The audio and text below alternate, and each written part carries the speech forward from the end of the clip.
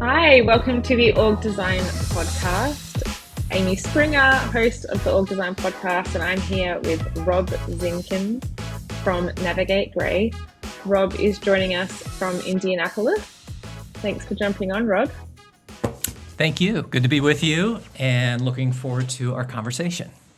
Yeah, so as you know, as a listener, we like to kick off with understanding your journey to org design because it's not always a known part of the business world.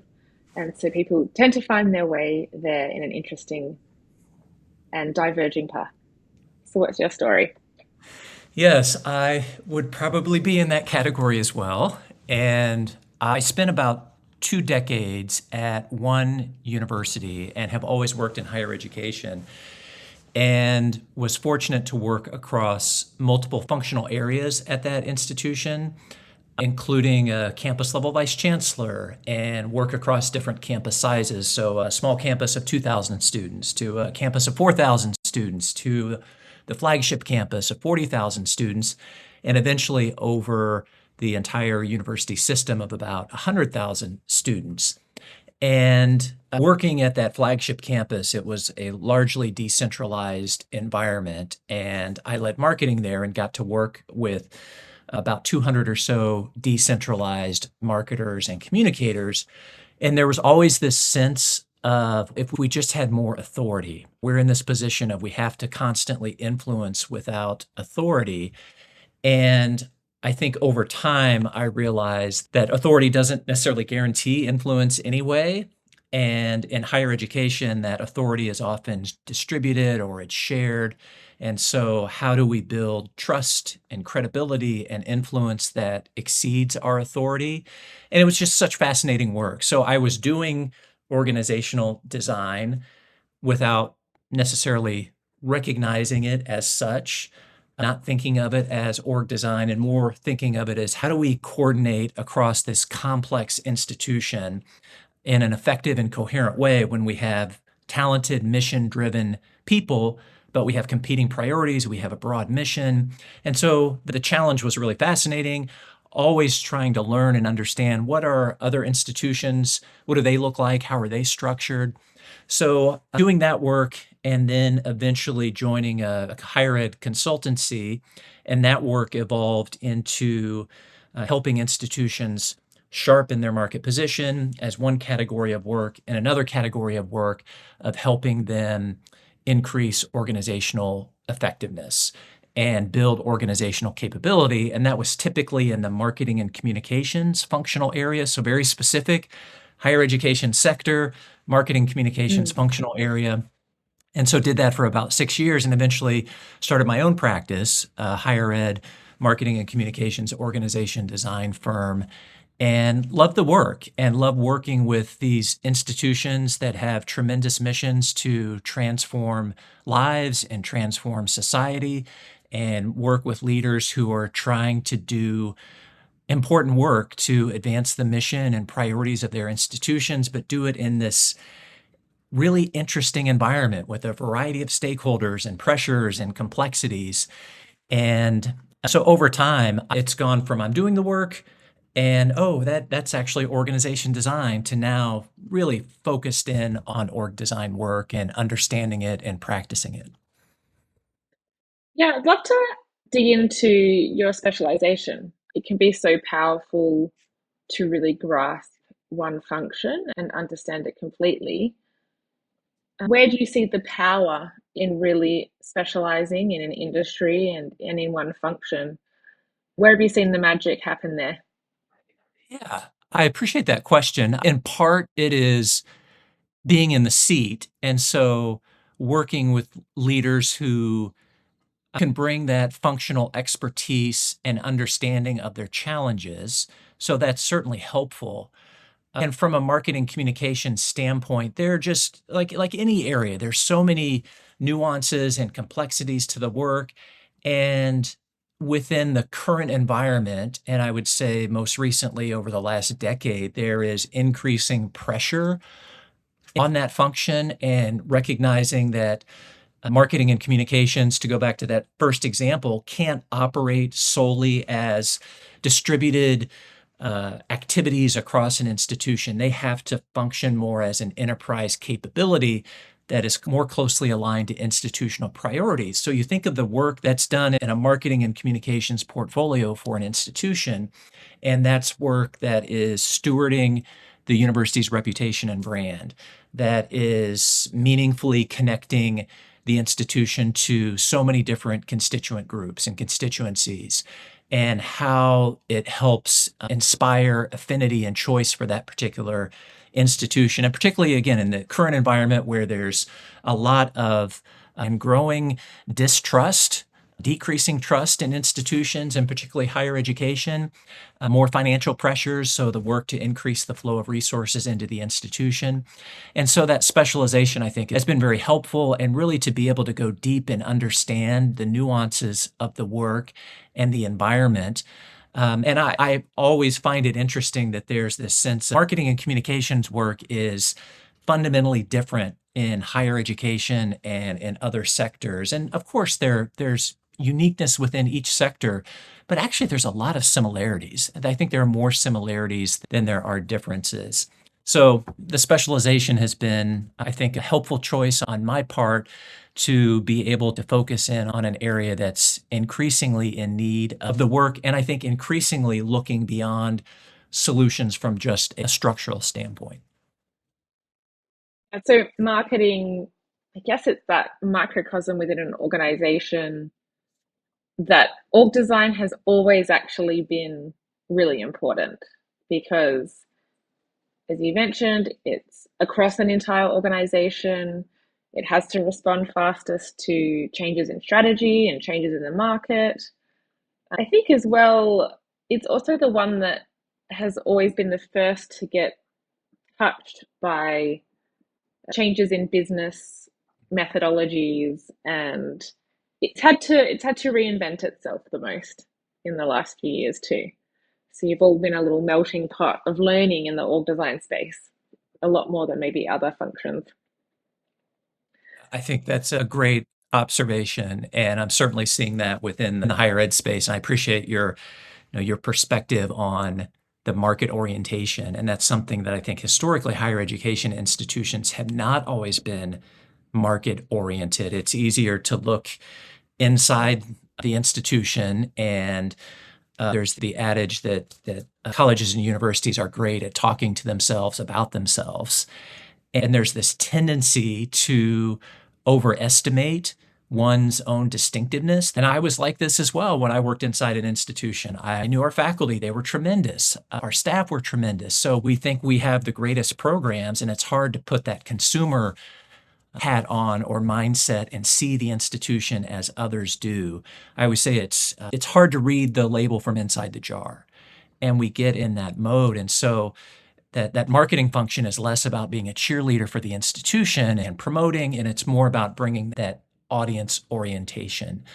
But back to these broad missions of what higher education does, research and teaching and service, I think that does get to one of these challenges then that marketing is expected to do everything as well.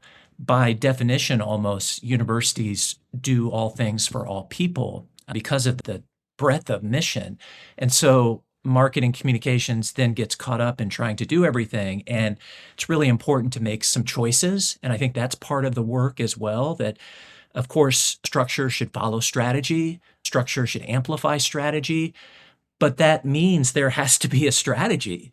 And I've also done extensive work on higher ed strategic planning, and we found that strategic plans tend to reflect a more planning orientation of all the things that we're going to do and almost a wish list of ambitions, and doesn't always reflect true strategy choices.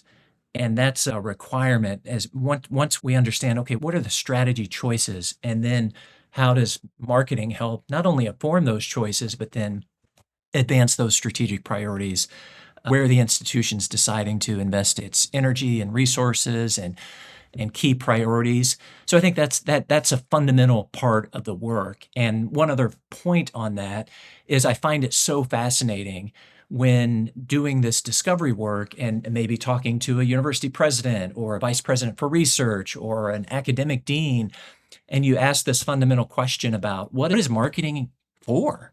What is the change it should create for the institution, or what's the value that it should create? And there's so many different answers to that, just what should be a fundamental question.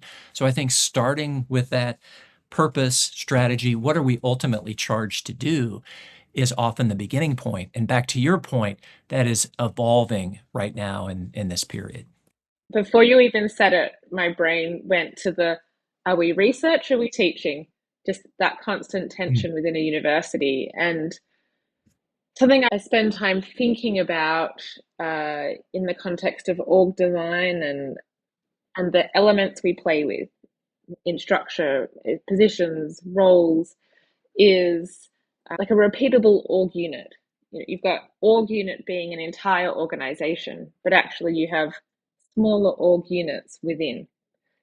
And org design happens in those smaller org units as well as at the bigger. And everything you said just made me think about what a challenge it is in universities, because there is such a strong tension in those org units, because a dean of a school may have a very different view on what is being delivered compared to a different school or the entire university.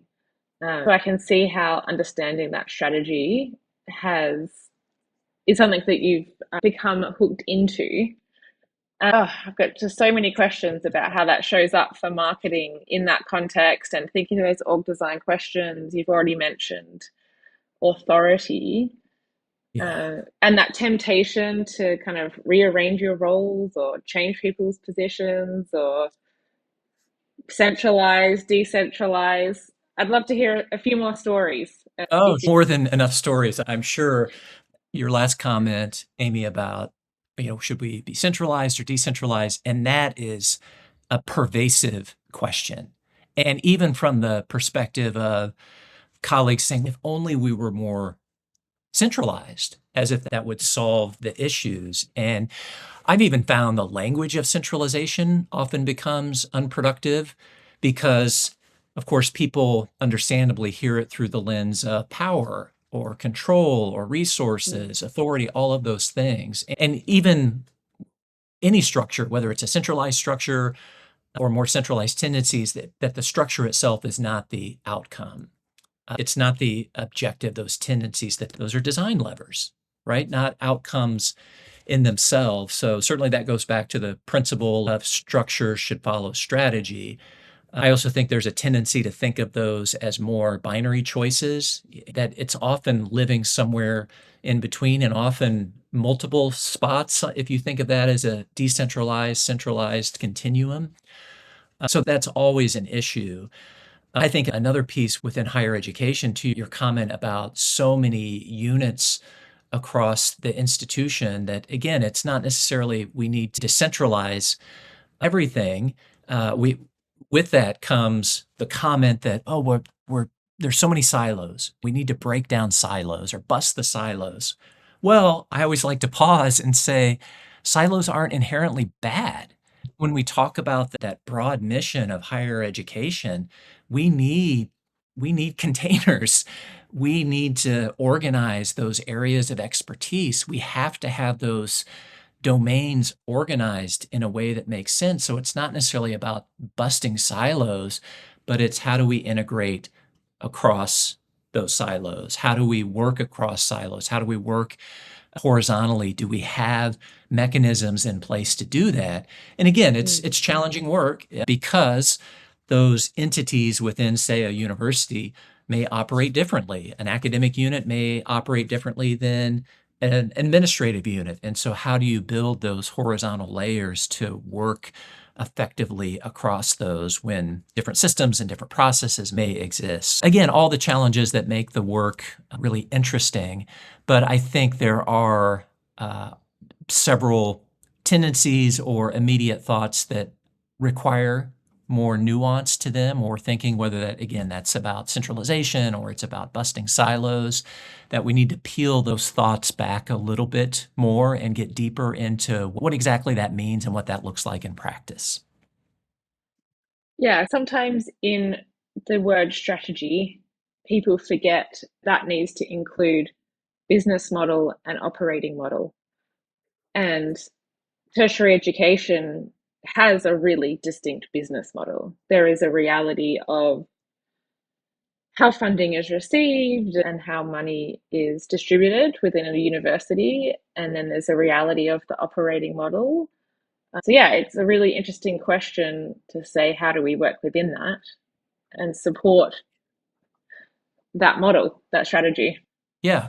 In my own dissertation research, I was doing a case study of another large public research university. And one of the administrators who I interviewed said, yeah, we do everything from canoe rentals to discovering planets outside of our solar system and everything in between. I'll forever remember that because it encapsulates these broad missions that universities are advancing, and how you satisfy such different functional areas, and organize in a way that you can integrate, but also maintain what the benefit is, again, of that specialized expertise. Another thing that I'm reminded of through your questions is even what I have learned working within in a higher education environment, which is certainly is evidence-based. And I still believe deeply in evidence-based work, certainly within colleges and universities. But I think earlier, when I first started doing this work 6 years or so from a consulting standpoint, I probably over-indexed on that discovery and research. And it took a little while to realize that I'm never going to know an organization or understand someone's organization better than they are, especially with all of these nuances and complexities. And certainly I can bring a perspective and recognize patterns and ask certain questions and bring frameworks and external expertise. But again, at the end of the day, I'll never know as much as them about their organization. Mm. So I think the sooner we can move from diagnosis into the future state operating reality, the more valuable the work becomes. And I think that's something that I have learned in my own organization design journey. The sooner that we can get into those future state discussions and what that looks like, the better. And again, organizational change work is really complex. It's really hard.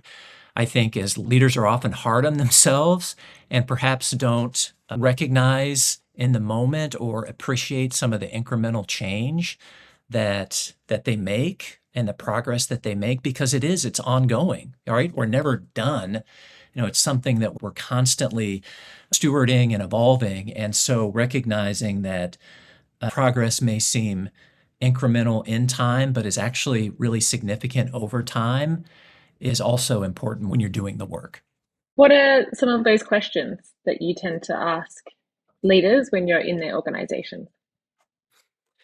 Yeah. There's so many, and obviously you can just start with those questions around pain points and the magic ones of, if you can make one change, what's the highest leverage design choice? Or you wouldn't necessarily ask it in that way, but what would be the change that would have the most impact?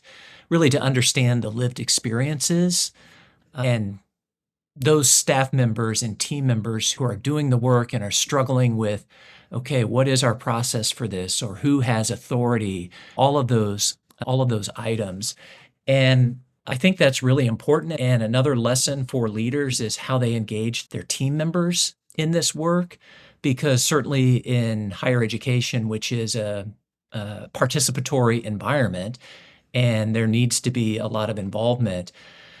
But it's important to move beyond that sense of we're getting feedback, or we're bringing everybody together to share what we're thinking about so that we get buy-in, but really helping create mechanisms or processes that can meaningfully engage team members, to the extent that there is even some co-creation as part of that.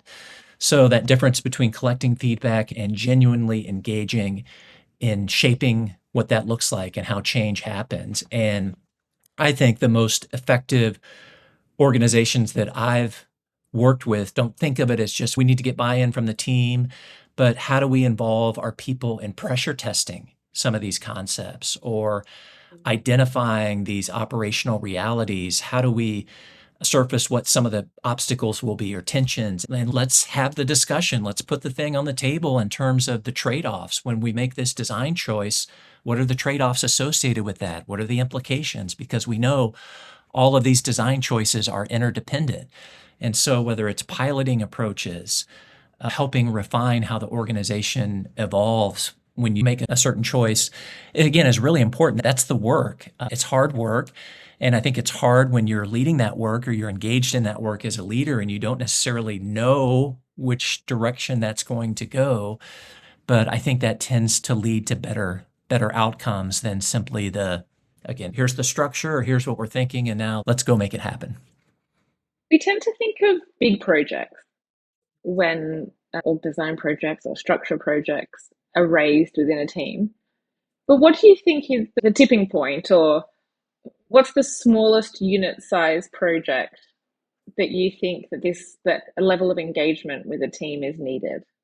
So, say I'm a leader, I've got 15 people, or I'm a GM with 80. What might I be working on that I should go, I really should start thinking about these good org change and org design principles about now? Yeah. Man, I think it's less dependent on size and more on back to strategy. What are we trying to achieve? And are we designed to advance that particular strategy? Are we set up to do that? And the work is, again, it's ongoing. And so to think of it as, again, a restructure or a singular event, but that this work is, it's something that is, it's a leadership discipline. It's a leadership Mm, discipline that we practice over time, not necessarily treat as an event to complete. And mm, so we should constantly be evaluating or assessing our processes, our systems, how we're able to deliver on that strategy. Are we regularly reviewing our structure when those position openings come up? Are we making choices based on individuals, or are we stepping back to look at the entire ecosystem? All of those things. So again, I think it's any time we're our team, regardless of size, and we're working through a key project, there's always an opportunity to use that as a way to think of, okay, are we set up in a way, is our operating model where it should be, not just to deliver on this project, but to deliver on our overarching strategy? And so how we embed those questions across all of our work is, I think, is critical to do. And mm. again, to build that in as more of a leadership discipline. It feels like this as a leadership discipline is becoming more and more of a requirement. It slowly has increased in importance over time and only will continue to increase. If you could click your fingers and give every leader in the world one skill to help them with this leadership discipline, what would it be? Just one skill. Yeah, sorry. Well, I think I would start with asking better questions or asking more questions. And I think when we can frame the discussion around those meaningful questions, and perhaps that then gets to the another related skill of listening. But I think asking really thoughtful questions. And when there are so many pressures and demands, yeah, frankly, it's really hard to pause to ask those questions and to take the time to reflect and to take the time to zoom out, to step back, get out of the day to day, the project by project perspective, and have that perspective.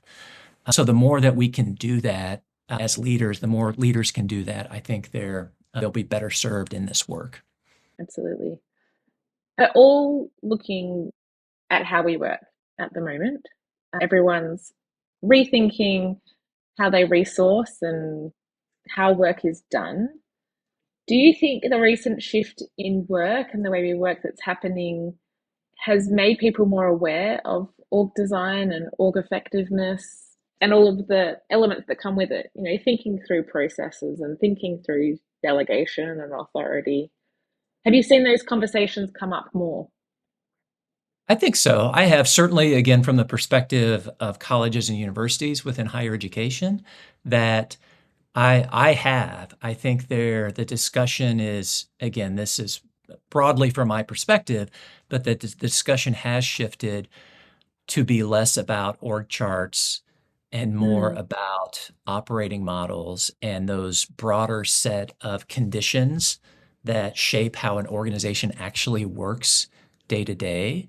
So I mhm, think so, even though there's still of course, the tendency to default to the org chart because it's visible and it makes for a nice slide in the deck when we have something that we can point to and feels like something meaningful may have changed, but mm, obviously, as we know, does not necessarily reflect the underlying dynamics that still need to shift.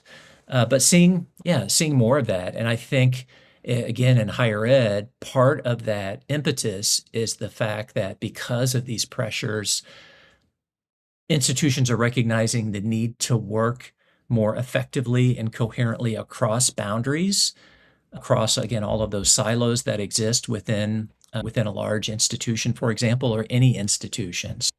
mm. I guess love your input on, is there a possibility where actually the org chart is going to stick around and it maybe become more important? Because if we're delegating work to non-humans, that actually that really clear line of accountability is even more important than ever. Who is Yeah, that's accountable for that ultimately? yeah. Yeah, I think again, all of this needs to be considered within the appropriate nuance of when we say it's more than just the org chart, but that doesn't mean that the org chart doesn't matter. There's a reason people default to that because understanding those reporting lines, and of course that should convey some degree of authority, that should reflect authority and help people understand that. It's an important organizational artifact.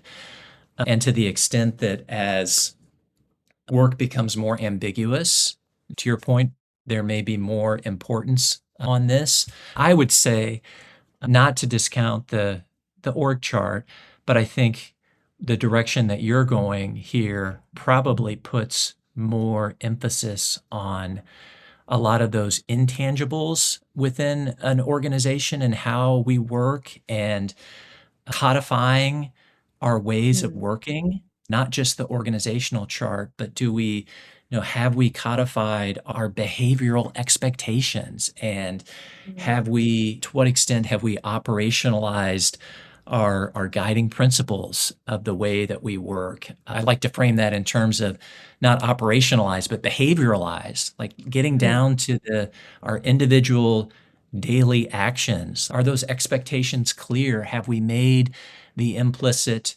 explicit for our team members of the way we work? And I think, again, back to the org chart, why they're part of the reason for the tendency to go to the org chart is to look for that certainty.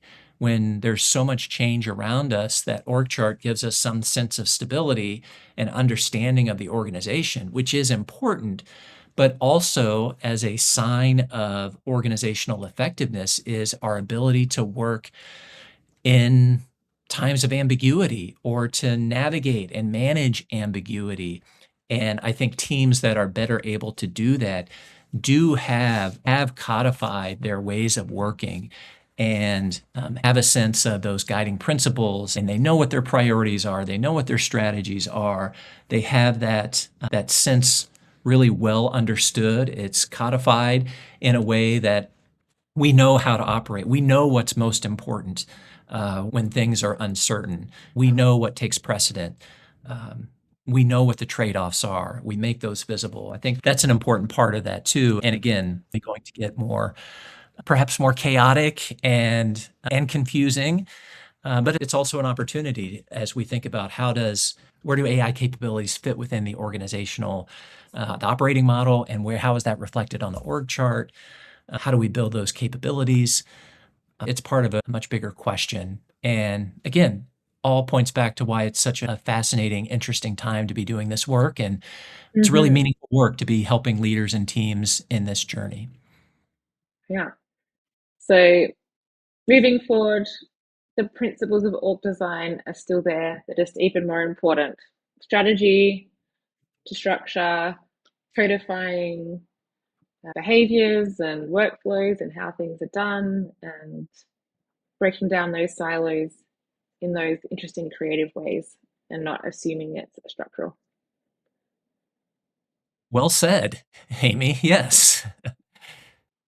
Yeah, thanks so much. And always enjoyed the podcast. So thanks for the work that you do.